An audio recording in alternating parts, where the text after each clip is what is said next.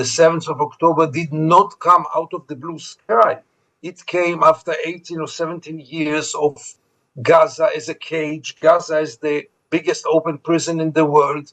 And what did we expect will grow there under these conditions, if not terrible mutations? No other way to describe it, of people who came to murder, to kill, to rape, to do terrible things. Now, The Killing of Gaza, Reports on a Catastrophe, is a new book from the award-winning Israeli journalist Gideon Levy, who writes for the liberal newspaper Haaretz in Israel. He is one of the most outspoken and controversial critics of his country's war in Gaza and of its approach to Gaza over decades, what he calls Israel's apartheid policies against the Palestinian people. In this book, he brings together his on-the-ground perspectives of the events leading up to the 7th of October and the ensuing devastation of Gaza. Gideon Levy, welcome to Times Radio. Thank you for having me. Oh, thank you so much for being here. Now, Gideon, you are a controversial figure in Israel and an Israeli because of the strength of your opinions against your own government's treatment of Gaza. Even after it started to become clear what had happened in Israel on the October the 7th, 2023, you wrote, "Behind all this lies Israeli arrogance. The idea that we can do whatever we like, that we'll never pay the price and never be punished for it. We'll carry on undisturbed. The Gaza Palestinians have decided they're willing to pay any price for a moment of freedom. Is there any hope in that? No. Will Israel learn its lesson? No." Now, not many Israelis or people in the media held or were able to hold positions like that, Gideon. What makes you able to do so? First of all, it's very unfortunate that not many people in the media can hold those positions. But for sure in Israel, it is problematic because I covered the Israeli occupation for the last 35 years. And I guess I saw things that no other Israeli was exposed to. And, my positions developed throughout my research, my witnessing, my permanent visits to Gaza and to the West Bank. And what you see there, you don't see in Israel, and it's not shown in Israel.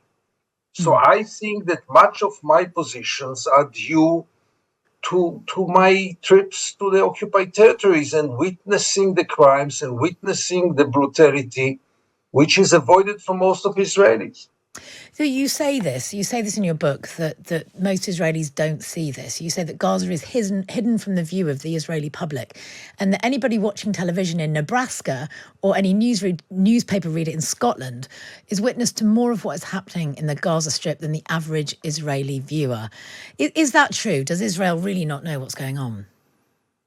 I invite you to watch Israeli channels and to read Israeli newspapers, and you will judge by yourself. It's weeks and weeks that Israel gets weeks. It's now 1 year that Israel gets only a one-sided picture with information only about our brave soldiers and our casualties and the hostages, all very important facts, obviously.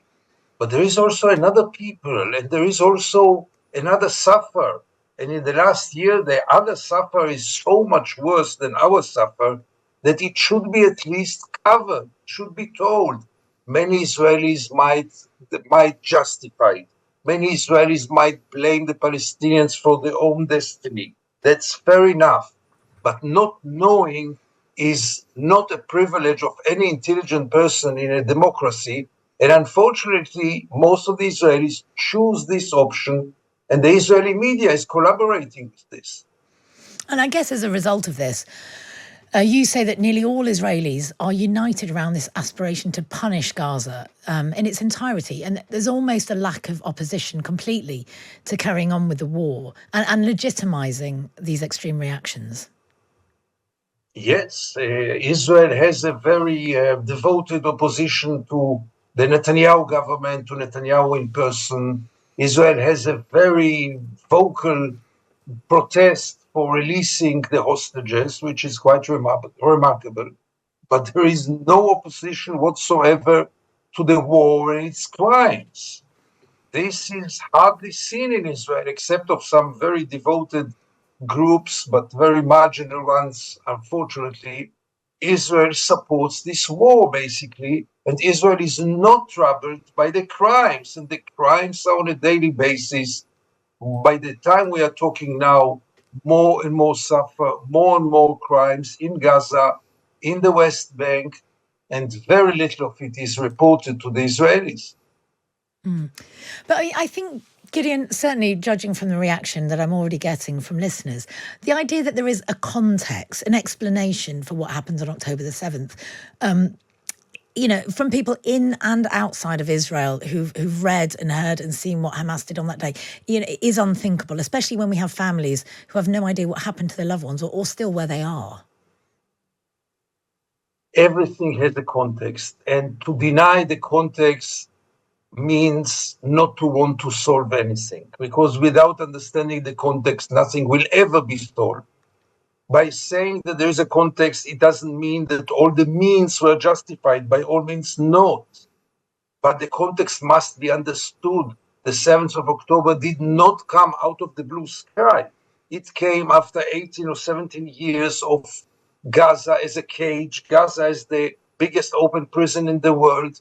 And what did we expect will grow there under these conditions? If not terrible mutations, no other way to describe it, of people who came to murder, to kill, to rape, to do terrible things.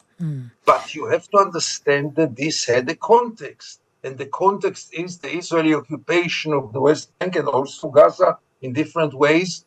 And if you want ever to solve it, you have to realize that there is a context. Yes, there is a context. But what would a proportionate response by Israel have looked like to you? I mean, some would say that the US responded in a not totally dissimilar way after 9/11. How do you respond to the biggest terrorist attack on your people within living memory? So first of all, I would offer to listen to President Biden, who told Israel, learn from our disproportionate way or for our mistakes when we reacted on the 9/11. The American reaction after 9/11 was totally out of proportion, and at least the current president is regretting it. Same for Israel now.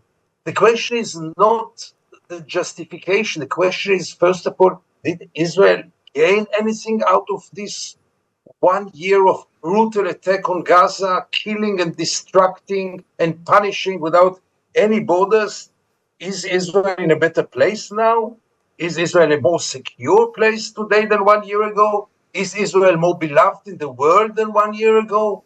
Those questions should be asked by the Israelis. And then should be also come the questions of legitimacy. You know, the fact that you are a victim of an attack does not permit you to do whatever you want. There are limits, there are legal limits, and above all, moral limits. And killing 17,000 children is far beyond any limit and any justification. So I want to talk about the international reaction, because you do say one thing needs to be clear. Without international involvement, there will never be a solution. Israel is not going to wake up one morning and say to itself or to anyone else, the occupation, the siege and the apartheid are not good. Let's bring them to an end. So, Gideon, what should the international community be doing? And who, if anyone, do you see any signs of doing so? So first of all, the biggest leverage is obviously in the hands of the United States. The United States supplied in this year Israel with all the arms and the ammunition and the diplomatic support that it needed. In other words, the United States told Israel, go for this war, be brutal as you want, we will supply all you need for this. And this must be clear, because the rhetoric of the American administration was the opposite one. But rhetoric is one thing, and policy and measures is another thing. And Israel learned that the United States is behind this war, and we have to realize that the United States is part of this war and part of the crimes of this war. Now, what could the international community do? Everything. Just take a lesson from what the international community did vis-a-vis the apartheid system in South Africa. Look how just, devoted, and effective was the international community when it dealt with the first apartheid state. Now you deal with the second apartheid state, and the world is doing nothing about it. And this is not only a crime against the victims, this is also very bad for Israel, because Israel needs someone to repair it. And it will not come, as I wrote, it will not come from within Israel.